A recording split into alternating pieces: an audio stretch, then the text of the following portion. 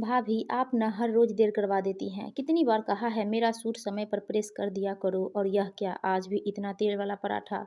कभी तो पोहा बना दिया करो ना प्लीज। गुस्से से मीनू बोली और हर बार की तरह पूनम ने कोई जवाब नहीं दिया। जल्दी जल्दी मीनू का सूट प्रेस करके देने लगी। अभी पूनम के विवाह को मात्र 6 महीने हुए थे और उम्र में उससे छोटी ननद मीनू को तो अपनी भाभी को सम्मान देना आता ही नहीं था। हैरानी तब होती थी जब सासू माँ भी मीनू के दुर्व्यवहार पर अपने कान बंद कर लेती थी। शिकायत करती भी तो पूनम किससे करती। जानती थी कि प्रेम विवाह किया था, कीमत तो उसे और रोहित को चुकानी ही होगी। एक ही दफ्तर में काम करने वाले रोहित और पूनम कब एक दूसरे को चाहने लगे पता ही नहीं चला और दोनों की दूरियां नजदीकियों में बदल गई। परंतु कहते हैं ना कि सब कुछ अच्छा हो तो जिंदगी में मजा कहाँ आता है। सो सासू माँ और ननद मीनू को पूनम एक आंख न भाई।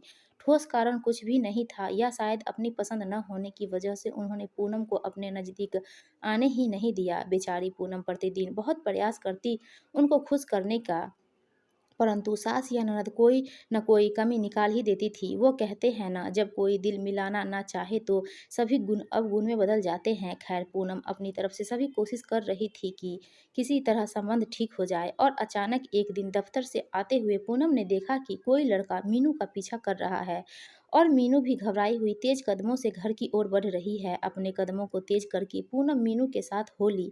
पहली बार मीनू कुछ न बोली और पूनम के बात करने पर आराम से बात करने लगी और पूनम को देखकर वह मनचला उधर से गायब हो गया।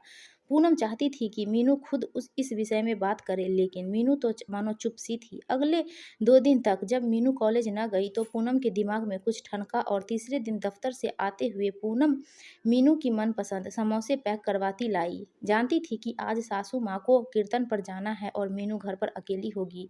देखो मीनू, तुम्हारी मनपसंद समोसे लाई हूँ, जल्दी से आ जाओ। नहीं भाभी, मेरा दिल नहीं, अनमने भाव से मीनू बोली।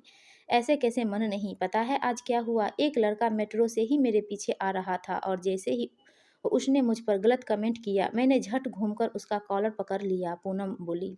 आश्चर्य से मीनू बोली, सच भाभी, आपको डर नहीं लगा? अरे इसमें डर कैसा, गलत काम करने पर उस लड़के को सजा तो मिलनी ही चाहिए थी ना। पर भाभी, मेरे साथ ऐसा होने पर मैं तो बहुत डर जाती हूँ और कुछ कर ही नहीं पाती। और देखते ही देखते न जाने पूनम ने कितने ही किस्से अपने कॉलेज के मीनू को सुना दिए और साथ ही दोनों ननद भाभी ने दो दो समोसे भी निपटा दी। आज पहली बार मीनू ने भाभी के साथ खुलकर बात की थी और ऐसा ऐसे ही एक पल तो पूनम को तलाश थी जिसमें वो मीनू को एहसास करवा सके कि प्रेम विवाह किया तो क्या, पूनम भी एक अच्छी लड़की है। आज उस एक पल ने ननद भाभी की दूरियों को नज़दीकियों में बदल दिया था। दोस्तों, आपको ये कहानी अच्छी लगी तो प्लीज़ हमारे वीडियो को लाइक कीजिए और चैनल को सब्सक्राइब